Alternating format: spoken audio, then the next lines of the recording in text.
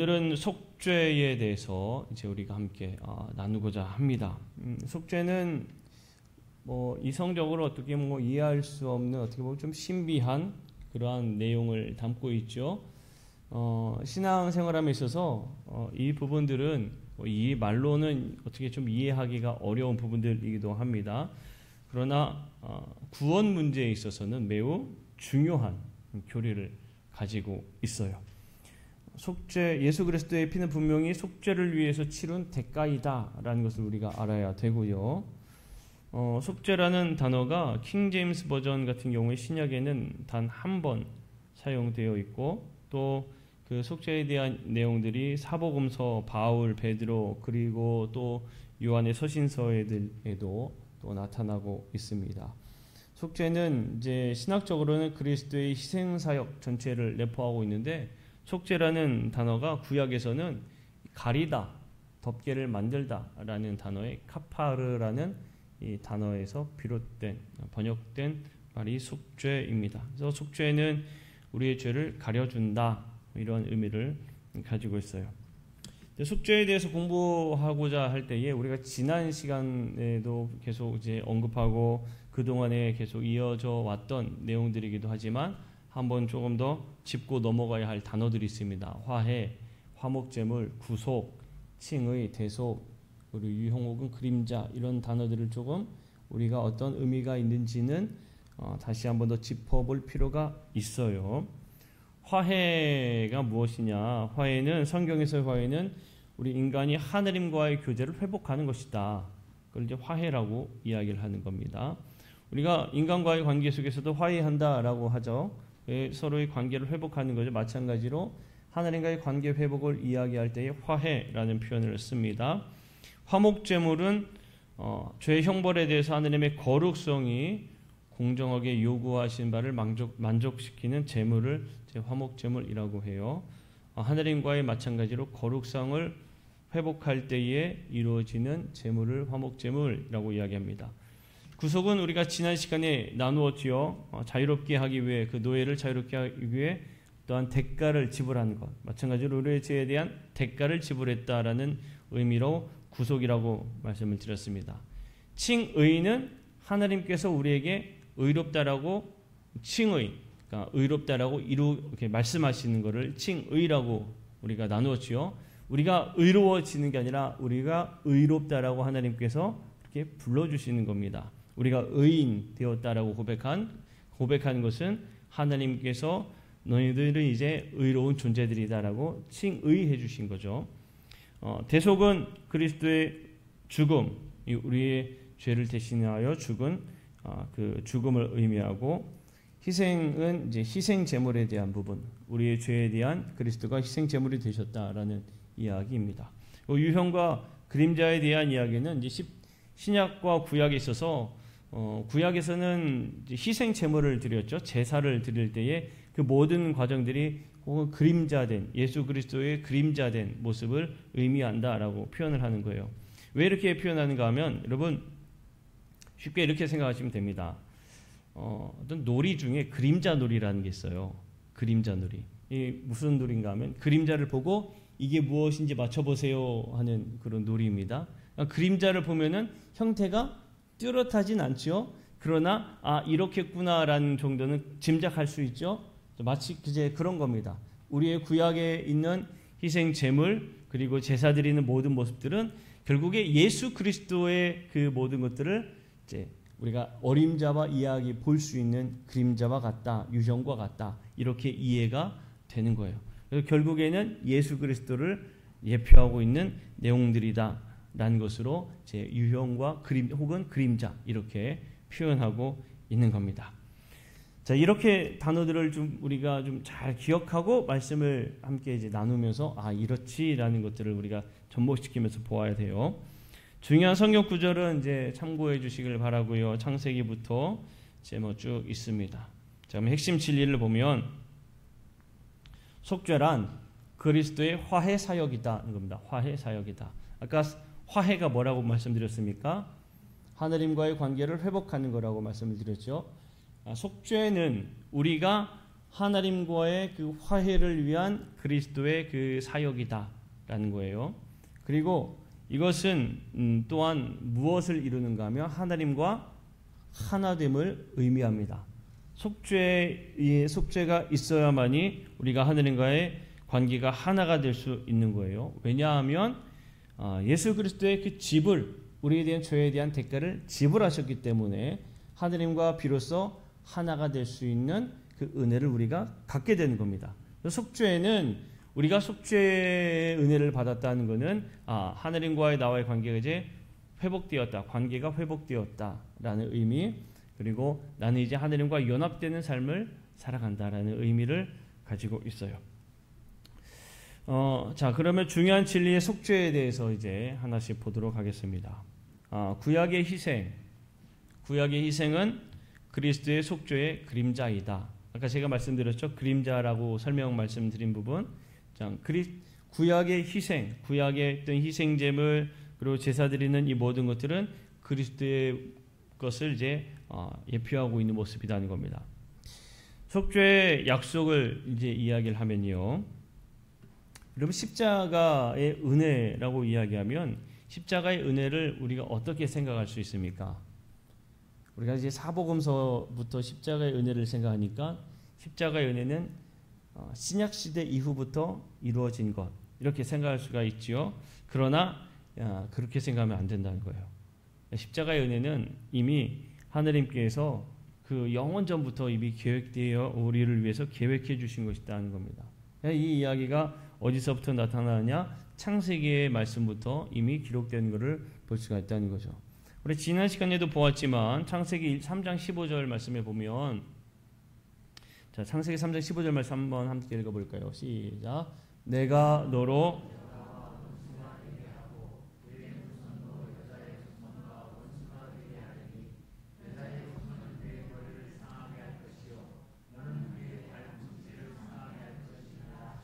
아멘. 자, 여기에 어디에서 나오는 말씀입니까? 아담과 하와에 대한 이야기. 인간이 죄를 지었을 때에 그 뱀을 향해서, 이제 사탄을 향해서 하나님이 하시는 말씀이죠. 그 말씀 중에 보면 여자의 후손이 너의 원수가 될 것이다라는 이러한 표현을 쓰고 계시단 말이에요.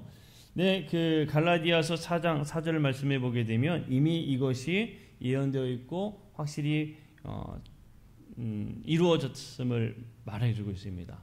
자, 갈라디아서 4장 4절 말씀 한번 함께 읽습니다. 시작. 때가 참에 하나님이 그 아들을 보내사 여자에게서 나게 하시고 율법 아래 나게 하신 것은 아멘. 자, 여기에서 보시면 여자에게서 나게 하셨다라는 표현을 쓰고 계세요. 그러니까 하나님의 그 십자가의 사역, 예수 그리스도에 대한 이야기는 그저 그냥 신약 시대에 들어와서 말라기 시대 이후에 이제 우리가 침묵기라고 이야기를 하는데 그 침묵기를 동안에 하나님의 계획을 하신 것이 아니라 이미 오래전부터 계획해 주신 예언적 역사였구나라는 것을 분명하게 우리에게 말해주고 있는 것입니다. 그러니까 예수 그리스도의 은혜는 이미 하나님의 계획 가운데 이루어져 있었음을 분명하게 말해주고 있는 거예요. 사탄은 여자의 후손에 의해 멸망당할 것임을 분명하게 이야기하셨고 그 여자의 후손이 바로 예수 그리스도됨을 말해줍니다.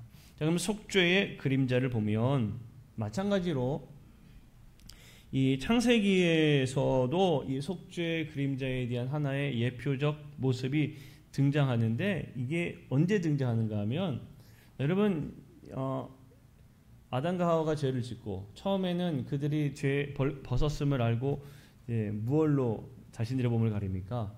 무화과 나무 잎으로 자신들의 몸을 가려요. 이제 성화라고 하죠. 성화들도 보면은 이제 나뭇잎으로 이렇게 가리는 모습들을 보는데 하나님께서 그들을 이 동산에서 내쫓으실 때에는 그들에게 무화과 나뭇잎으로 이제 옷을 만들어 주지 않고 무엇으로 만들어 주셨는가 하면 가죽옷을 만들어 주셨습니다. 짐승의 가죽옷을 만들어 주셨다는 이야기는 그 어떤 과정이 있었다는 이야기일까요? 짐승의 가죽옷을 만들기 위해서는 짐승을 어떻게 해야 돼요? 죽여야 돼요. 그 짐승이 죽어야 되고요. 피 흘림이 있어야 됩니다. 그 과정이 있어야만이 그 가죽옷이 형성이 되는 거예요.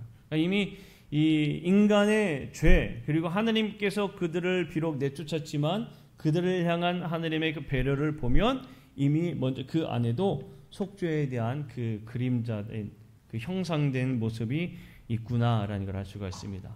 또 가장 우리가 잘 알고 있는 내용 중에 하나가 무엇이냐면 출애굽에서 출애굽기에 보면 이 유월절 희생 제물에 대한 이야기, 마지막 그 10번째 재앙을 내리실 때에 유월절에 그 양을 잡아서 어린 양을 잡아서 그 어린 양의 피를 문설주에 바르는 그 모습을 통해 예수 그리스도의 피 흘림을 우리가 의미하고 있음을 말해주고 있지요.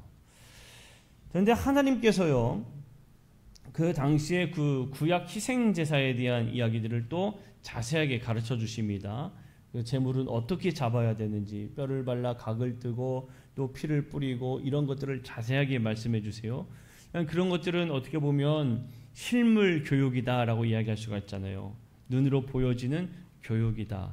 근데 하나님께서 구약 시대에 실물 교육을 왜 해주셨을까를 여러분 가만히 생각해 보면, 저도 이제 고민을 많이 해보는 거예요. 그런데 이 희생제물에 대한 이 실물 교육, 각을 뜨고 제사를 지내고 이런 형상적인 부분들, 지금과는 너무나 다르죠. 그런 모습들을 보여주신 것은 당시에 인간들이 이해할 수 있을 법한 것으로 하나님께서 보여주신 하나의 교육적 모습이다라고 생각할 수가 있습니다. 당시에 이제 오래전 인간들은 제사 문화가 있었죠. 하나님께 제사 드리는 것뿐만 아니라 이방 민족들이 제사할 때도 마찬가지로 짐승을 잡는 것들, 이런 것들이 있었어요. 그러나 그 무엇보다 하나님께서 죄에 대한 문제를 해결하기 위해서는 피 흘림이 있어야 한다라는 것을 실물적 교육으로 그렇게 제사를 가르쳐 주시고 말씀해 주시고 그것을 통해 깨닫게 해 주신 거예요. 그래서 구약 시대에 제사라는 것을 드려야 하는 그런 내용들이 나타나고 있는 겁니다.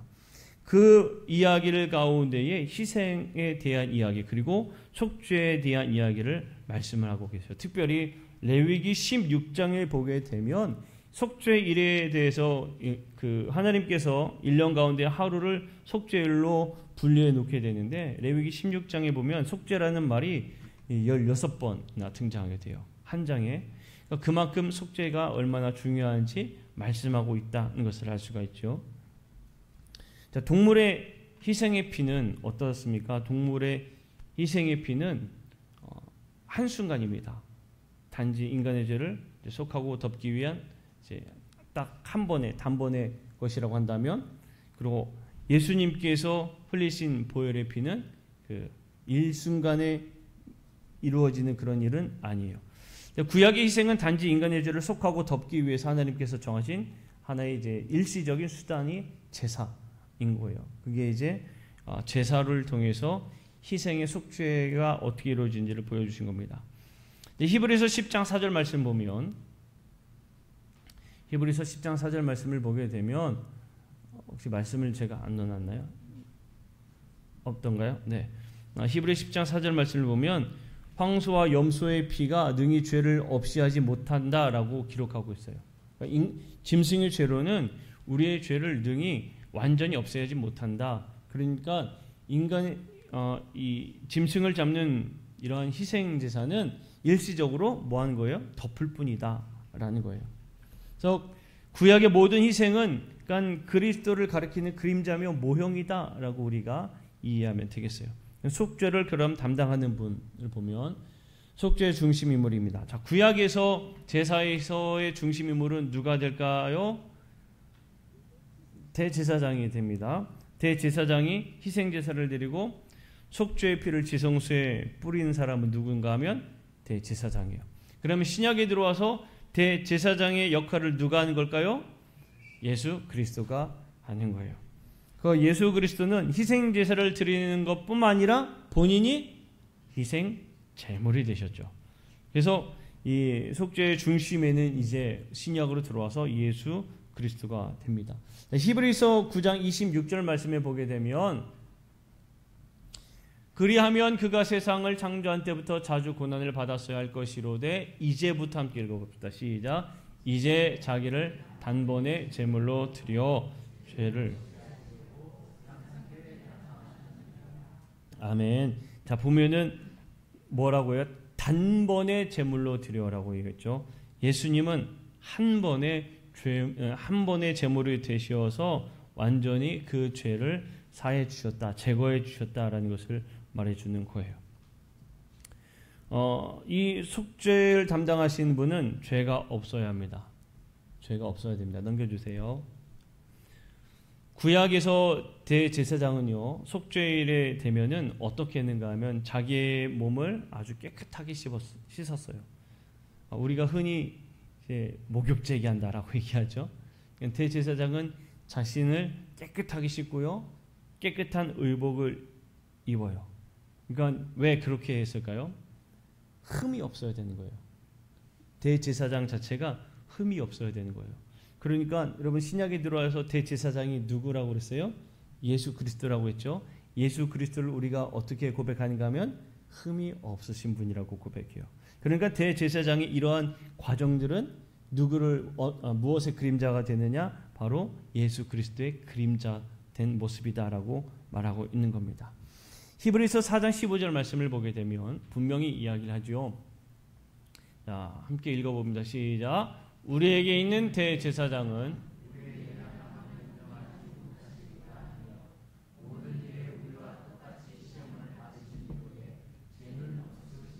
아멘. 죄는 없으시다. 누가요? 예수 그리스도가 죄는 없으신 분이다.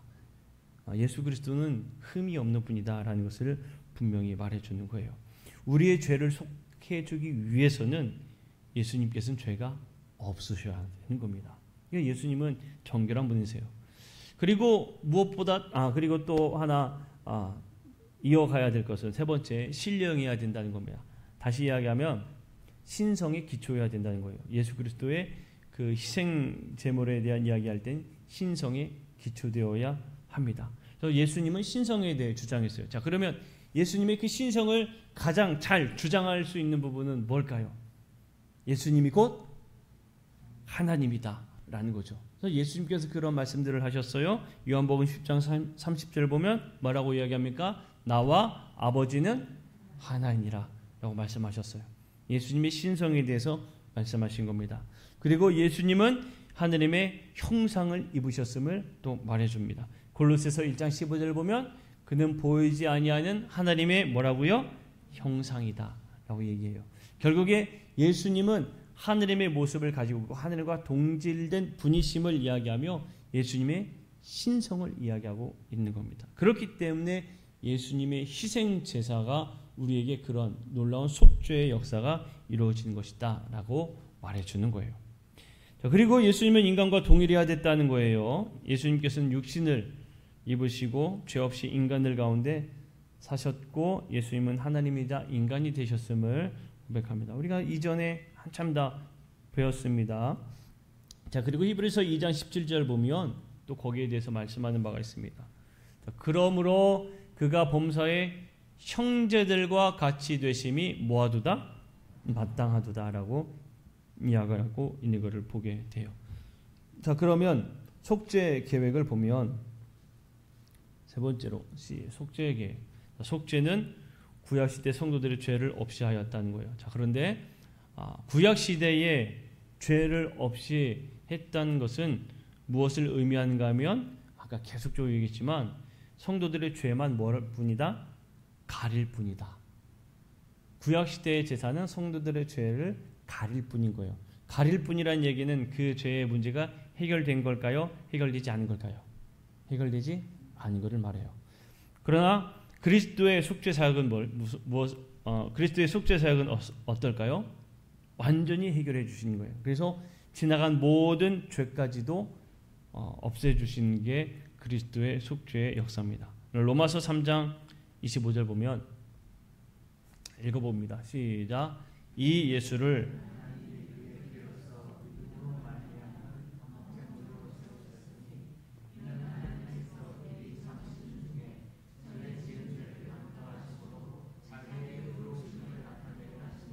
아멘. 자, 전에 지은 죄를 뭐 하셨다고 했어요? 간과하셨다고 했어요. 여러분, 간과하셨다라는 게 이제 무슨 의미인가 하면, 이게 번역되다 보니까 한자어가 많이 쓰여지게 된 건데, 간과하다는 한자어에 이제 볼간과 지날과, 볼간과 지날과에서 유래된 건데, 대충 보고 지나친다 이런 의미를 가지고 있어요. 그러니까 간과하셨다라는 것은 묵인한다, 눈 감아준다, 용서한다 이런 의미를 가지고 있는 겁니다. 그러니까 전에 지은 죄를 간과하셨다라는 이야기는 전에 지은 죄를 더 이상 문제 삼지 않는다라는 거예요. 예수님의 그 죄 사함은 예전에 지은 죄도 더 이상 문제 삼아 주시지 않는 겁니다. 그러니까 구약 시대에는 그 지은 죄를 그때만 잠시 덮어준 거였다면 예수님의 그 속죄의 사역은 완전히 예전부터 지었던 죄를 다 눈 감아 주신 거, 묵인해 주신 거, 그거를 말해 주는 거예요. 그리고 그리스도의 희생은 또 무엇을 의미해 주는가 하면 새 언약을 세워 주시는 거예요. 새 언약을 세워 주시는 겁니다. 예전에 언약 아래 있던 모든 죄악들로부터 구속하심을 우리에게 말해주고 있는 거예요. 히브리서 9장 15절에 그 말씀들이 잘 나타나 있습니다.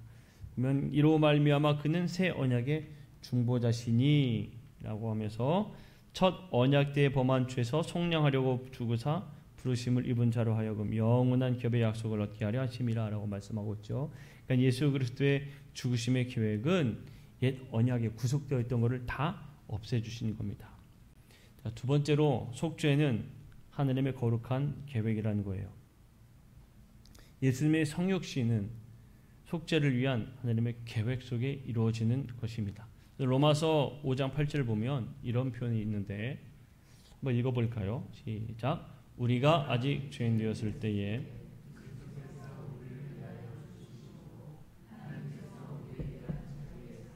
확증하셨느니라.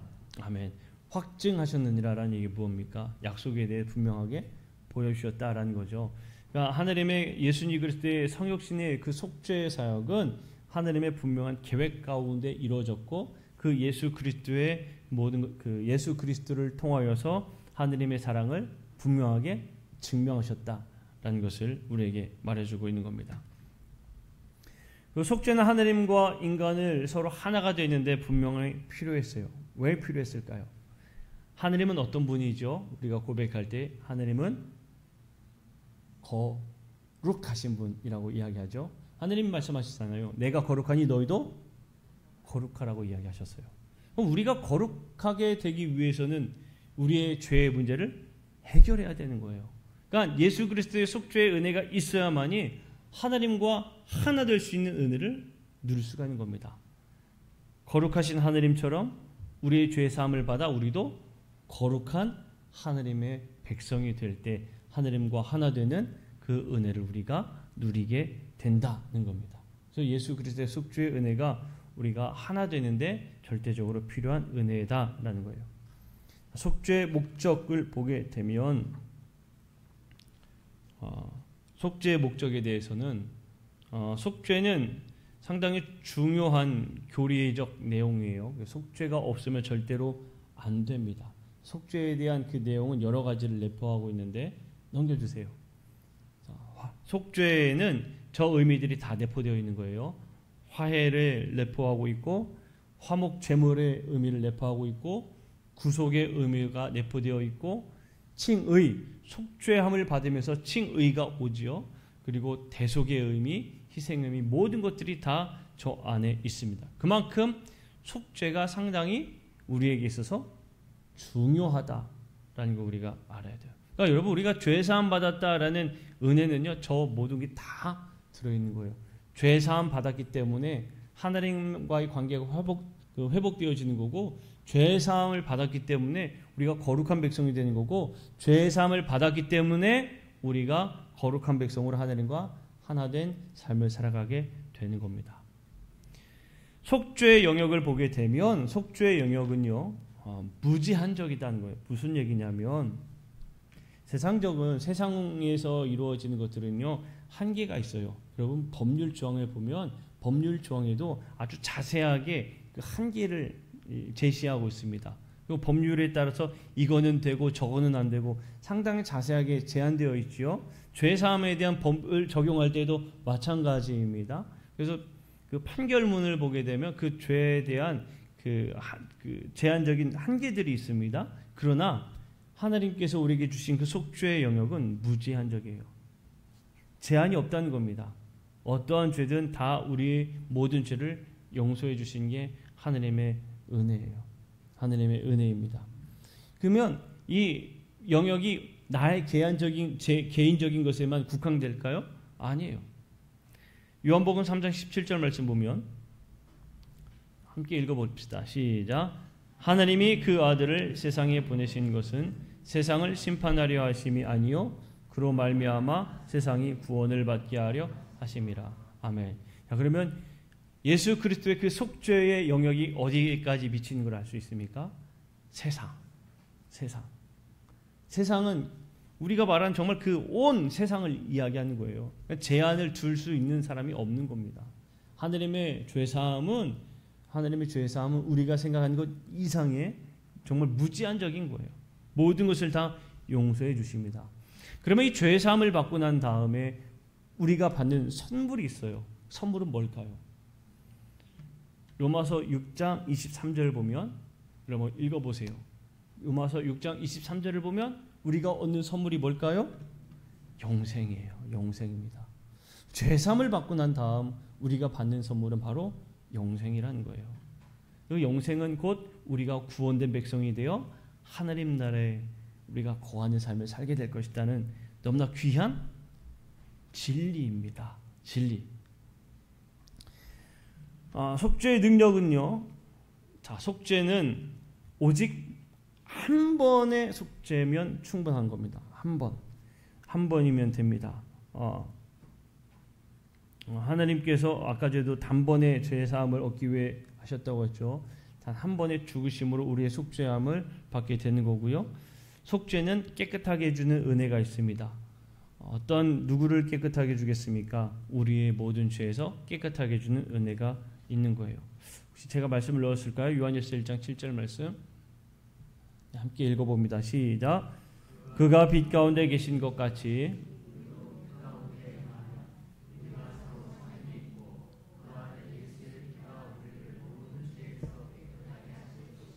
아멘. 자, 여러분들 우리가 잘 알아야 돼요. 뭘 알아야 되냐면 하나님께서 우리의 모든 죄에서 죄 사함을 우리를 깨끗하게 해주셨다고 하는 거잖아요. 그죠? 자, 우리의 죄 누구로부터 죄 사함을 받는 건 우리 하나님으로부터 죄 사함을 받았어요. 자, 그러면 여러분 내가 하나님한테 죄 사함을 받았으니까 내가 이 세상에 있는 죄에 대한 대가는 이제 더 이상 아무것도 아니네 생각할 수가 있어요. 그러면 맞을까요? 틀릴까요? 나는 죄인에서 벗어났으니까 예를 들어서 한번 말씀드려봅시다. 예를 들어서 난 이제 하나님께서 죄 사함을 허락해 주셨어. 이제 죄인이 아니야. 그러니까 내가 이제 법은 나한테 적용이 안 돼. 예를 들어 우리가 약속하는 운전을 할 때 신호도 무시하고 뭐 이러면 다 이 모든 것들이 용납이 되는 걸까요? 아닙니다. 절대로 그렇게 생각해서는 큰일 나는 겁니다. 안 되는 거예요. 그런 교리가 아니에요. 우리 영적인 죄는 분명히 죄사함을 받지만 우리가 이 세상 살아가면서 짓는 죄에 대한 것, 그 부분은 당연히 마땅히 치루어야죠. 치르는 겁니다. 죄를 지었으면 죄를 치르는 거예요. 그러나 그 죄를 지은 사람조차도 하나님은 용서하신다는 겁니다. 이해 가셨죠? 네, 그 분명히 여러분 이건 구분을 잘 지어야 돼요. 이 세상에 지은 죄, 내가 비록 죄인이지만 나 같은 죄인도 하나님은 용서해 주셔서 하나님의 백성 삼아 주신 것은 하나님의 사랑입니다. 내가 이 세상에 정말 큰 죄를 지었다면 거기에 대한 죄의 대가는 치르는 게 맞아요. 성경에 분명히 죄 사함을 해주셨다 하지 않았습니까? 라고 이야기해서 주장하는 것은 잘못된 주장이에요. 이거는 분명히 우리가 이거는 구분 지을 수 있어야 됩니다. 자, 속죄는 또한 삶을 변화시켜 주십니다. 로마서 12장 2절 말씀을 보게 되면 자, 읽어볼게요. 시작. 너희는 이 세대를 본받지 말고 오직 마음을 새롭게 함으로 변화를 받아 하느님의 선하시고 기뻐하시고 온전하신 뜻이 무엇인지 분별하도록 하라. 아멘. 속죄함을 받은 그리스도인은 이제는 하느님의 뜻이 무엇인지 구별하여 분별하여 사는 삶이 되어야 한다는 겁니다. 내 삶의 기준이 바뀌는 거잖아요. 바뀌는 거예요. 그래서 우리의 삶에 변화가 이루어지게 되는 겁니다. 여러분, 우리의 삶의 변화가 이루어지는 이유는 내 삶의 기준이 변화가 되는 거예요. 그래서 내 삶의 모습들이 변화가 이루어지는 겁니다. 자, 말씀을 정리합니다. 결국 속죄에 대한 의미는 정말 하나님께서 나 같은 죄인을 용서해 주셨구나라는 것을 분명하게 말해주고 있는 의미예요. 구약시대에 있던 속죄에 대한 이야기는 단 한 번의 은혜로 이루어지는 것이 아니라 우리는 그냥 잠시 감추어졌을 뿐이었지만 예수님의 죽으심은 우리를 더 이상 죄인으로 여기시지 않는다라고 말해주고 있는 겁니다. 자, 조금 더 구체적으로 이야기를 하면 우리가 죄를 지으면 흔히 세상에서는 뭐라고 표현하는가 하면 빨간 줄이 그어졌다라고 표현하죠. 비록 우리가 빨간 줄이 그어졌다 할지언정 하느님께서는 우리를 여전히 빨간 줄 그어진 사람으로 보지 않는다는 거예요. 세상에서는 저 사람은 죄가 있어 라고 판단할지 모르지만 하나님은 그 사람조차도 뭐 하시는 분이시다? 품으시는 분이시다 하는 겁니다. 그러니 우리가 스스로 볼 때에 여러분 우린 다 부족하잖아요. 그죠? 우린 다 부족해요. 누가 난 뭐 대단해 이렇게 당당하게 얘기할 사람이 어디 있겠습니까? 죄에서 우리는 자유하지 못하거든요. 그러나 자유하지 못하는 나조차도 하나님께서는 자유하게 해주시는 그 은혜가 바로 속죄의 은혜입니다. 예수 그리스도의 그 속죄의 은혜를 우리가 늘 감사하며 살아갈 수 있어야 되는 거예요. 우리가 이 은혜를 받았다는 것을 알고 있다면 여러분 어떠한 마음을 가져야 하는가 하면 죄를 미워하는 마음을 가져야 돼요. 죄를 미워하는 마음을 가져야 됩니다. 그리고 하나님께서 나에게 이런 은혜를 베푸셨구나라는 마음으로 정말 더 주님을 사랑하는 헌신하는 마음을 가져야 되는 거예요. 그리고 무엇보다 내 삶이 그리스도와 하나 된 삶이 되기를 바라는 삶이 되어야 되는 겁니다. 내 삶은 내 삶대로 내가 교회 와서 예배드릴 때는 예배드릴 대로 구분되는 게 아니라 교회에 있든 밖에 있든 일터에 있든 가정에 있든 어디에 있든 우린 다 그리스도 하나 된 삶을 살려고 노력해야 됩니다. 이게 속죄함을 받은 사람의 삶이다 하는 거예요. 오늘 말씀을 잘 기억하면서 정말 속죄함을 받은 그리스도인으로 부족함이 없는 우리 모든 성도들이 되시기를 간절히 축복합니다. 우리 원하고 바라고 기도합니다. 함께 찬양하고 기도하고 마치도록 하겠습니다.